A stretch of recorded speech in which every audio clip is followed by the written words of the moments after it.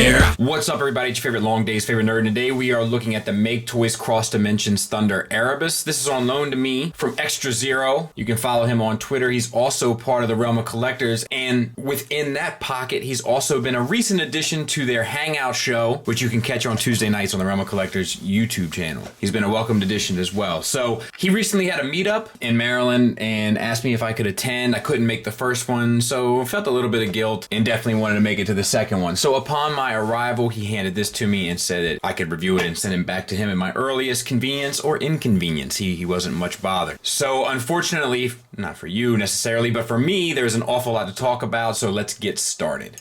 Ugh, there's so much to talk about on this one. So there's these two guns, one for each of you, so to speak, and they go with the little fella. That being said, it is like, it does have that swirly plastic kind of stuff to it that bothers some people, doesn't bother me. I'm kind of, you know what, I'm flexible on it. If they want to get rid of it, I'm good with that. If they want to keep it, I'm good with that too. And sometimes I think it looks more interesting than just flat plastic, but this definitely would have benefited from some paint. Maketoys rarely paints weapons on this scale of figure, but I think it would look great with some paint. To be honest, I think the sculpt work could be a bit more interesting as well, but he does hold them just fine. You can also take these guns and plug them into the upper part of the larger guns, which is a nice way to stow them. He comes with these two guns. Same sort of thing, same swirly plastic. This one I prefer the sculpting to, although there is some hollowness in there. You know, it doesn't necessarily bother me all the time, but especially on weapons, but it is there, and no paint. And he holds them just fine as well, the bigger bot. And it operates on the groove system like Maketoys has kind of been known to do. So no problems there whatsoever. He comes with two of these. Same sort of deal. Actually, these, yeah, same sort of deal. The sculpt work is the best on these. And, you know, of course they don't have any paint, but, you know, fair enough. And they just pretty much operate on a 5mm port type of system. It is hollowed out in there, so when you plug them into like the shoulders, there's these pieces that will clip around them and hold them nice and steady. So, no problems there. And once you have it in vehicle mode, the larger guns can plug into here, or the circular pegs, and then these can plug in to there. He comes with this little prime. Just to give you a size comparison wise, there he is with a Hasbro Legends. Now let's talk about this figure. My dog is going nuts up there. Hope nobody's trying to break in the old crib. So the head is on a ball peg, and then it sits on top of this platform that has a hinge. The eyes are painted magnificently. It almost looks like they're lit up, doesn't it? It's a nice metallic blue in there. Really, really, really good. Silver paint on the face. We have this red translucent over top of silver paint. We have silver paint on the abdomen. You do get a little bit of a waist swivel. You can get more if you move this kind of bit around, like his backpack. You can also pull down these tires and kind of get your full waist swivel. But in the proper kind of transformation, you can't get it, but I think it's an easy enough workaround. Wouldn't you agree? For the shoulders, we got some red paint there on the shoulders, which I wouldn't have necessarily expected, but it looks nice, along with some silver paint in there as well. You do have a bit of a hinge here that gets the arm up. Plus you have this ball peg here at the bicep, so you can kind of cheat it. I think that's fine, especially for the scale. And then you have, since this is technically a ball peg here too, I believe, you get the swivel there.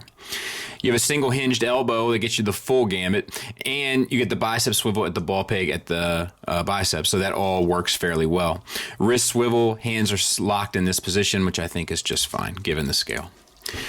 For the hips, for one, they don't lie, because hips don't lie. They rotate up here on a swivel, and then there's an additional hinge inside the hip that allows you to get the leg out, I think, to a fair position there. We have silver paint on the wheels, nothing on the thighs, but we do that gold in the pelvis and hips. Thigh swivel, speaking of which, double jointed knee that gets you the full run, and we have some silver paint there. Ankles tilt up, and the toe swivels to kind of create a faux rocker, which I think is fine. I think that all works fairly well, and there he is from the back. So we'll transform this guy for combine mode. You just take this backpack up, spin it 180 around. It doesn't move smoothly. It like has a tendency to catch at like every 90-degree angle. Just push past it. It's a little scary, but just push past it. At least that's what I found works best. And then slide the head down. the arms, they have to bend at this elbow here. You want the elbows facing inward, and you want these bits here towards the back. Wrap them around on themselves and plug them in. And then these bits come around to the top. You can move up your cab over portion, and these bits come down and clip in and cover up there, which is pretty cool. And then the legs, you tab them together, flip the feet up, and this is what grips onto the back of this. Now, I called this a double jointed knee earlier. You can have it formulated as such, but if you have the red bars up, it's just a single knee, but either way, it gets you a great range. All right. There you go. And then to actually combine it, flip this section up. This bit drops in, and then it all snaps into place, and it's a nice solid connection there. And then this stuff flips down. I'll get that all sorted out here in a minute. But we're not quite done. We got this little fella. He's got some red paint on his chest and yellow paint on the visor. Might even be yellow metallic. And then he's got little ball pegs for arms, which gets you a swivel. And he has, I guess that's it there, which is fine because he's very small. And then he has ball pegs for hips, T-jointed, get you the full Van Damme and almost the full Monty. His backpack hangs him up. Single hinge knees. And it's kind of, you know, it's fine. Something this small, you know, what do you want? A rose garden? Get out of here. And then to transform it, you just keep the arms down, put the legs out to the side, rotate the leg back on itself, like Dark Knight. I took this little game and I turned it on itself and out to the side. And then you can connect this to that.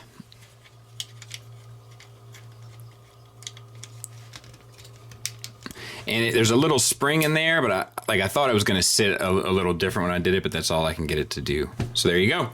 So let's talk about them. Once again, we got silver face and the blue painted eyes, just like the smaller version, and the blue metallic eyes. It looks fantastic. It's on a ball peg, which is not the best, but it is very posable, which is kind of what this line is trying to do.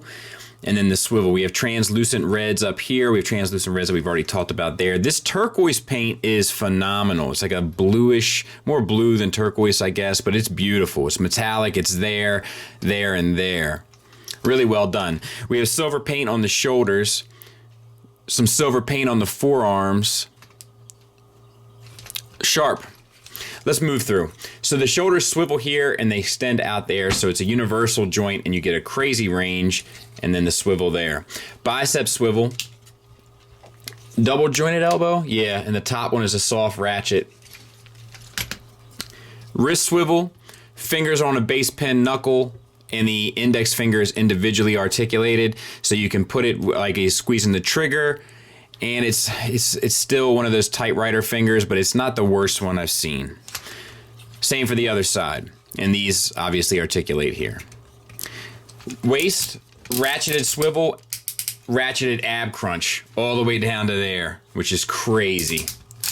Really well done there. Hip skirts get out of the way.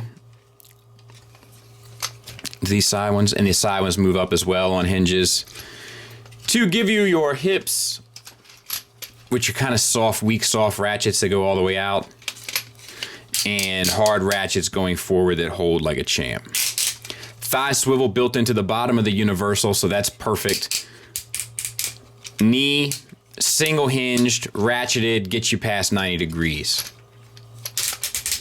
We got some red paint here on the side and more of that blue paint that looks fantastic. A little bit of copper or gold, I guess, paint here, here, and here. Silver paint inside. Looks good. So we're getting to some of my favorite parts. Well, just most impressive parts to me anyway. All of it works really well, but just these feet. The ankle tilt up, so that's good. You get a toe tilt down, but that's more so for transformation. Ankle tilt down. And then, you get a rocker that's ratcheted. And it goes all the way out. So you can get this guy in crazy poses and it will look true to form, which is very nice. And then the back of the figure, I'd say, cleans up pretty well. The butt flap is a little unfortunate, but outside of that, I'd say it cleans up really, quite well. So I don't have any real complaints, honestly, with the build here and the engineering action figure wise.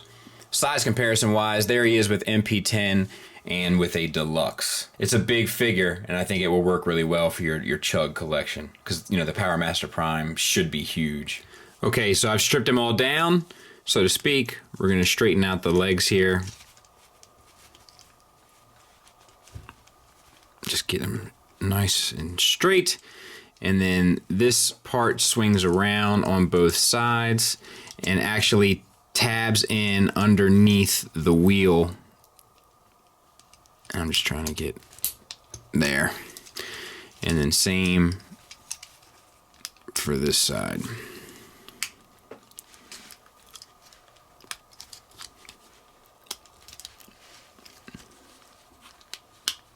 There. And that, I think, is your vehicle mode. I think you have the... I don't know if these are up or down. We'll find out here in a minute. They're down, and the fake rocker swivels to the opposite side to kind of make the more flat base for the trailer to sit in. All right. We're going to open up these forearm pieces, spin the hand around, and tuck it in and close it up. No problems there. Same for this side. Open up, spin the hand, close it up. I had the head and all this stuff put back together how we first started. We're going to unplug the shoulder here. Now you could technically use that for more articulation, but honestly you don't need it. And then you probably have to turn the arm around in order to get this bar right here, in order to get this shoulder to slide on this bar to the opposite end. And then spin back around. At least that's what I have found. So unplug, get the bar to the opposite end, then you can put the shoulder kind of back together. So we're gonna roll in the shoulders and they're gonna tab together here. As you do so, make sure that your rockets are sitting on the outward sides. Plug that in. Once that's done, you can slide up the rockets, and then you wanna bend at the upper elbow joint in order there, so that it all sits like a nice flush kind of box shape. Tab in the legs and open up these side pieces here, and then you can get this opened up. This has to tab into the back of the knees to kind of, I gotta make sure that that double hinge is sitting flat. And then these feet here, you want to bring this down and this down and these around. And then this comes in like that. And I think these come back around.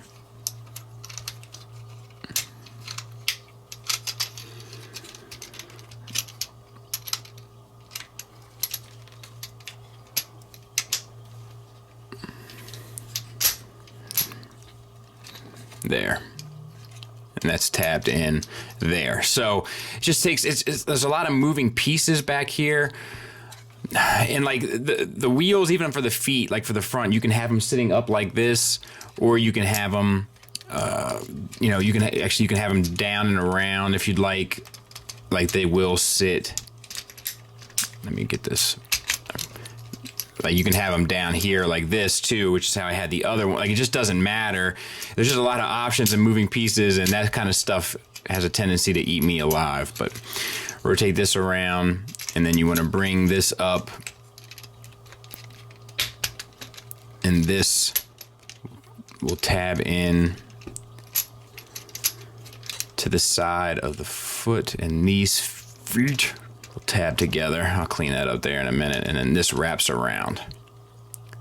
And then you can rotate the whole waist. So then you should have something that looks like this. You fold this down, and these will eventually tab into these side pieces here. And then these pieces come down and swing around, and that tabs into there. Same for the other side.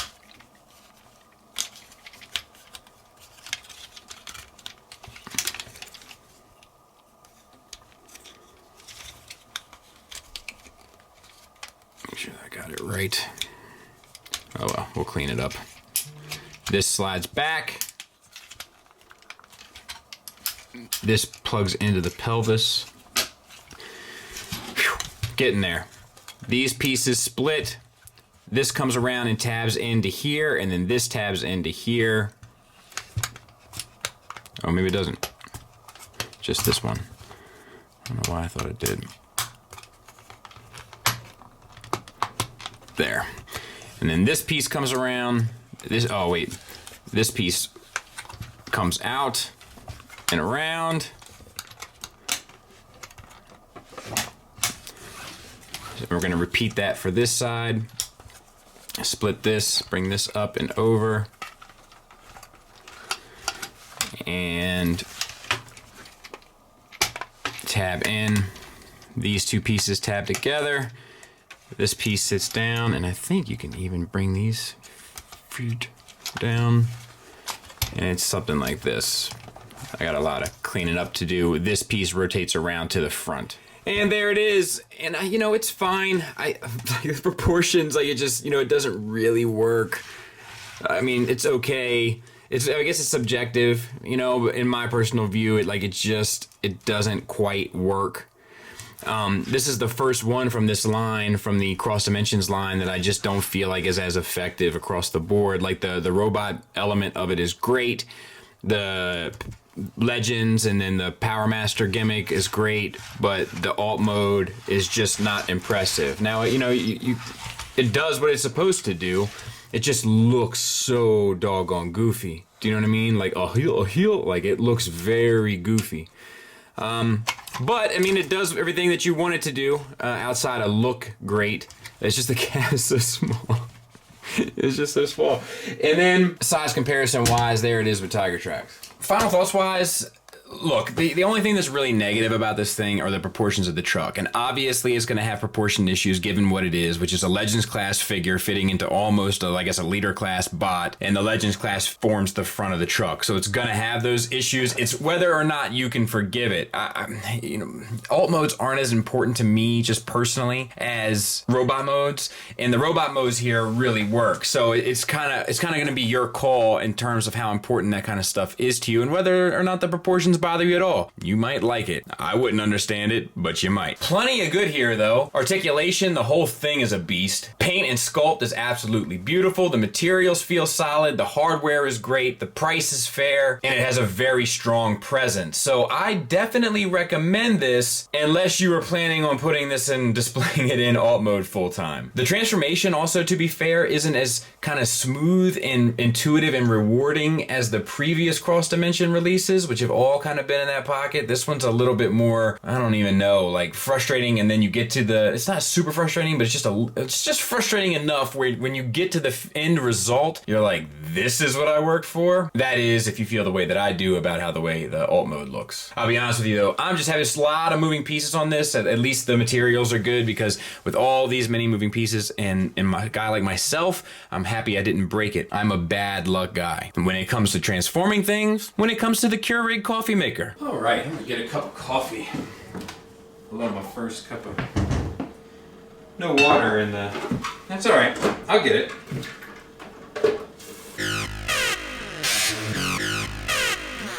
You know, I think it's a 2-cup kind of morning. Don't worry, I'll get it.